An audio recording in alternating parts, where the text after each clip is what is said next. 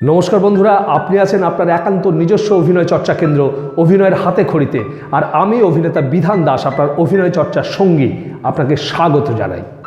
আজকে আমি আলোচনা করব অভিনয়ের সব থেকে কঠিন কিন্তু সব থেকে গুরুত্বপূর্ণ একটা বিষয় নিয়ে। সেটা হলো ক্যারেক্টারাইজেশন।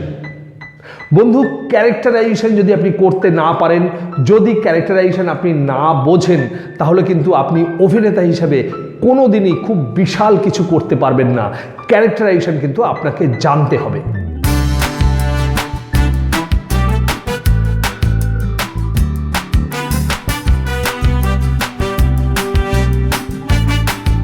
আপনি যদি এই চ্যানেলে নতুন হন তাহলে সাবস্ক্রাইব করে পাশে থাকবেন, আর যদি অলরেডি সাবস্ক্রাইব করে থাকেন তাহলে অনেক অনেক অনেক ধন্যবাদ। বন্ধু, চলে আসি মূল আলোচনায়। এই বিষয়ে আলোচনা করতে গেলে সবার প্রথম যেটা আমাদের জানতে হবে সেটা হচ্ছে ক্যারেক্টারাইজেশন কি, কাকে বলে ক্যারেক্টারাইজেশন। খুব সহজভাবে বললে ক্যারেক্টারাইজেশন হচ্ছে একটা চরিত্র হয়ে ওঠা। অর্থাৎ আপনি একজন অভিনেতা, আপনি আস্তে আস্তে আস্তে আস্তে একটা অন্য চরিত্র হয়ে উঠবেন, এটাকে বলা হয় ক্যারেক্টারাইজেশন। বন্ধু, আমরা টেলিভিশন বা সিনেমায় এরকম অনেক অভিনেতাকে দেখেছি যারা যখন যে চরিত্রে অভিনয় করে আপনার তখন তাকে সেই মানুষটাই মনে হয়। আপনি হয়তো তাকে চেনেন, কিন্তু আপনার চেনাটাকে ছাপিয়ে গিয়ে তিনি সেই মানুষটা হয়ে ওঠেন। এইটাকে বলে ক্যারেক্টারাইজেশন। এই ব্যাপারে আমরা উদাহরণ দিতে গেলে সবার প্রথম একটা নাম আমাদের মনে আসে, সেটা হচ্ছে পরেশ রাওয়াল। বন্ধু, আপনি কিন্তু পরেশ রাওয়ালকে চেনেন, কিন্তু ওনাকে যখন হেরাফেরিতে দেখেন তখন আপনার মনে হয় এই মানুষটা বাবু ভাইয়া ছাড়া আর কেউ হতে পারে না। কিন্তু সেই মানুষটাকে আপনি যখন আবার বড়ে মিয়া ছোটে মিয়াতে দেখেন তখন আপনার মনে হয় এই মানুষটা কোনোভাবেই বাবু ভাইয়া হতে পারে না। এইটা হচ্ছে ক্যারেক্টারাইজেশন।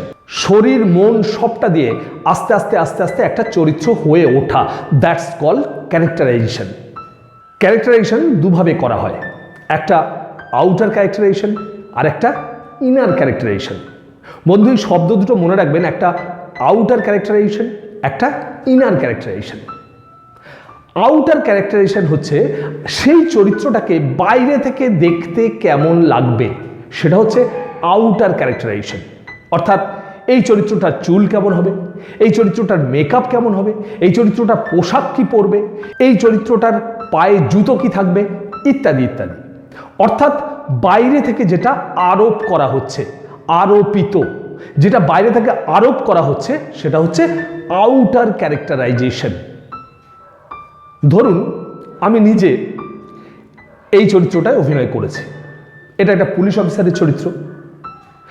এই চরিত্রটায় আমাকে মেকআপ আর্টিস্ট চুলটাকে ছোট করে কাটিয়ে দিয়েছে, গলায় একটা চেন দিয়ে দিয়েছে, গোফের আগা দুটোকে একটু ঝুলিয়ে দিয়েছে, গায়ে সাদা শার্ট দিয়ে দিয়েছে। এটা আমাকে মেকআপ আর্টিস্ট আর কস্টিউম ডিজাইনার করে দিয়েছে। আবার এই চরিত্রটা যদি ধরি, এখানে আমি একটা কাপালিকের চরিত্র অভিনয় করেছি। এখানে মেকআপ আর্টিস্ট আমাকে দাড়ি লাগিয়ে দিয়েছে, আমাকে চুল দিয়ে দিয়েছে, এবং এই কাপালিকরা হোমযজ্ঞ করে, তাই আগুন অনেকটা উঠতে পারে, চুলটা পুড়ে যেতে পারে, তাই চুলটা মাথায় একটা লাল কাপড় দিয়ে বেঁধে দিয়েছে। এই আউটার ক্যারেক্টারাইজেশনটা আমাকে মেকআপ আর্টিস্ট এবং কস্টিউম ডিজাইনার দুজন মিলে করে দিয়েছে। অর্থাৎ আমার চরিত্রটা বাইরে থেকে গঠন করা হয়ে গেল। এবার একজন অভিনেতাকে বা একজন আর্টিস্টকে যেটা করতে হয় সেটা হচ্ছে ইনার ক্যারেক্টারাইজেশনটা করতে হয়। এই ইনার ক্যারেক্টারাইজেশনটা যদি ঠিক ঠিক করা হয় তাহলে তখন আবার আউটার ক্যারেক্টারাইজেশনে অনেক কিছু যোগ হয়। যেমন এই চরিত্রটা কিভাবে হাঁটে, এই চরিত্রটা কিভাবে তাকায়, কিভাবে কথা বলে, কিভাবে হাত পা নাড়ে, এটা কিন্তু আপনি ইনার ক্যারেক্টারাইজেশনটা করার পরে আউটার ক্যারেক্টারাইজেশনের সঙ্গে এটা যোগ হয়ে যায়। অর্থাৎ হাঁটা, চলা, কথা বলা, ভাবভঙ্গি, এই সবটা কিন্তু এই চরিত্রের সঙ্গে যুক্ত হয়। কিন্তু এটা তখনই যুক্ত হয় যখন আপনি ইনার ক্যারেক্টারাইজেশনটা ঠিকঠাক করবেন। এবার এই ইনার ক্যারেক্টারাইজেশন করতে গেলে আপনাকে যেটা করতে হয়, আপনি সেই চরিত্রটার যেই বয়সে অভিনয় করছেন সেই বয়স পর্যন্ত এই চরিত্রটার পুরো ব্যাকগ্রাউন্ডটা আপনাকে জানতে হয়। এই চরিত্রটা কিভাবে বেড়ে উঠেছে, এই চরিত্রটা কি খুব আর্থিক কষ্টের মধ্যে দিয়ে বড় হয়েছে, নাকি ওর পয়সা কড়ির কোনো অভাব ছিল না, এই চরিত্রটার সঙ্গে তার মা বাবার সম্পর্ক কেমন ছিল, এই চরিত্রটা জীবনে কি কি দুঃখ পেয়েছে, এই চরিত্রটা কি ভালোবাসে, কি খেতে ভালোবাসে, কি করতে পছন্দ করে, কি পছন্দ করে না, ইত্যাদি ইত্যাদি টোটাল ব্যাকগ্রাউন্ডটা কিন্তু আপনাকে জানতে হবে। আপনি যদি এই ব্যাকগ্রাউন্ডটা আস্তে আস্তে জানতে পারেন তাহলে কিন্তু আপনি ইনার ক্যারেক্টারাইজেশনটা খুব সহজেই করতে পারবেন। আর এই বিষয়ে আপনাকে সব থেকে বেশি সাহায্য করবে স্ক্রিপ্ট। ওই স্ক্রিপ্টের মধ্যে আপনি ওই চরিত্রের অনেক কিছু পেয়ে যাবেন। এছাড়াও আপনাকে সাহায্য করবে ডিরেক্টর। ধরুন আপনি কোনো কারণে স্ক্রিপ্ট বা ডিরেক্টরের কাছ থেকে সেরকম বিশাল কিছু হেল্প পেলেন না, তখন আপনাকে যেটা করতে হয় সেটা হচ্ছে আপনি এই চরিত্রের যে বয়সে অভিনয় করছেন সেই বয়স পর্যন্ত ওই চরিত্রের ব্যাকগ্রাউন্ড আপনাকে ডেভেলপ করতে হয়। আপনাকে কল্পনা করতে হয় যে এই চরিত্রটা এরকম ছিল, ওই চরিত্রটা খুব কষ্ট করে পড়াশুনো করেছে, এই চরিত্রটা খেতে পেত না, তারপরে আজকে প্রচুর টাকার মালিক হয়েছে। এই সমস্ত কিছু যদি আপনি ডিটেলসে ডেভেলপ করেন তখন কিন্তু আপনার পক্ষে ওই চরিত্রটা গঠন করা খুব সহজ হয়ে যায়। আপনি যদি ওই চরিত্রের ব্যাকগ্রাউন্ডটাকে ডেভেলপ করে ব্যাকগ্রাউন্ডটাকে ভেবে নিয়ে আপনি ক্যারেক্টারাইজেশন করেন তাহলে কিন্তু খুব সহজেই আপনি ওই চরিত্রের হাঁটা চলা, ওই চরিত্রের স্বভাব, ওই চরিত্রের কথা বলার ভঙ্গি, ওই চরিত্রের রাগ, ওই চরিত্রের ভালোবাসা সবটা খুব সহজে বুঝতে পারবেন।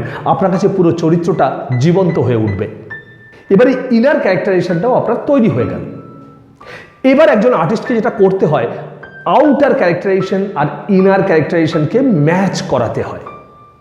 বন্ধু, আউটার ক্যারেক্টারাইজেশন আর ইনার ক্যারেক্টারাইজেশন যদি ম্যাচ না করে তাহলে কিন্তু বুঝতে হবে কোথাও একটা গন্ডগোল হয়েছে। ধরুন আপনাকে একটা গুজরাটি পোশাক পরানো হলো, কিন্তু আপনার হাঁটা চলা, কথা বলা সবটাতেই মনে হচ্ছে আপনি একদম পুরোপুরি বাঙালি, তাহলে বুঝতে হবে কোথাও একটা গন্ডগোল আছে। ধরুন আপনি একটা চাষির চরিত্রে অভিনয় করছেন, আপনাকে চাষির পোশাক পরিয়ে দেওয়া হলো, কিন্তু আপনার হাত পা নাড়া, কথা বলার স্টাইল অনেকটা এক্সিকিউটিভ অফিসারের মতো, তাহলে বুঝতে হবে কোথাও ক্যারেক্টারাইজেশনে গন্ডগোল হয়েছে। ধরে নিন আমি এই যে চরিত্রটার কথা বলেছি পুলিশ অফিসার, আমার মনে হয়েছে চরিত্রটা সবসময় চোখ বড় বড় করে তাকায়, সবসময় রেগে আছে, কাউকে ক্ষমা করে না, এর মনে কোনো দয়া মায়া নেই, তাই আমি এর হাঁটা চলা, কথা বলা খানিকটা এই রকম করেছি। মালটা হাত দেন, আপনি এখানে দাঁড়িয়ে কি বাড়াচ্ছেন? না স্যার, একদম বাচ্চা ছেলে। সালা বাচ্চার 108। আবার যদি এই কাপালিকের চরিত্রটা ধরি, এই কাপালিকের চরিত্রটা আমার মনে হয়েছে যে এর নৃশংস, এর মধ্যে কোনো দয়া মায়া নেই। এই কাপালিকটা নিজের প্রয়োজনে যা খুশি করতে পারে, তাই ওই চোখটাই আমি কোথাও কোথাও ইউজ করেছি, কিন্তু একটু অন্যরকম ভাবে।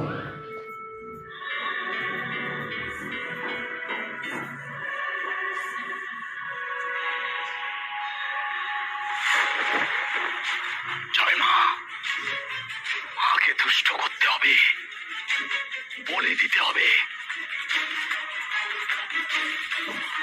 ওই মেয়ের রক্তে মাকে তুষ্ট করতে হবে, তবে আমি জানতে পারবো গুপ্তধন আছে কিনা। এইভাবে আপনি যদি আউটার ক্যারেক্টারাইজেশন আর ইনার ক্যারেক্টারাইজেশন ম্যাচ করাতে পারেন তখনই কিন্তু একটা চরিত্র জীবন্ত হয়ে ওঠে এবং আপনি অভিনেতা হিসেবে সফল হন। বন্ধু, এবার আমি আলোচনা করব ক্যারেক্টারাইজেশন কিভাবে করবেন। বন্ধু, ক্যারেক্টারাইজেশন করার জন্য দুটো জিনিস খুব ইম্পর্টেন্ট, একটা হচ্ছে অবজারভেশন আর একটা ইমাজিনেশন। Observation and imagination. আপনি বিভিন্ন মানুষকে অবজার্ভ করুন, তাদের হাঁটা চলা, তাদের অ্যাটিটিউড, তাদের কথা বলার ভঙ্গি, এগুলোকে অবজার্ভ করুন আর নিজের মধ্যে বসিয়ে নিন। আপনি যদি সেই রকম সেই মানুষটার মতো কোনো চরিত্র পান, আপনি খুব সহজেই সেই লোকটার হাঁটা চলাগুলো এই চরিত্রে বসিয়ে দিতে পারবেন। কিন্তু অবজারভেশন যেখানে শেষ হয়ে যায় সেখান থেকে শুরু হয় ইমাজিনেশন।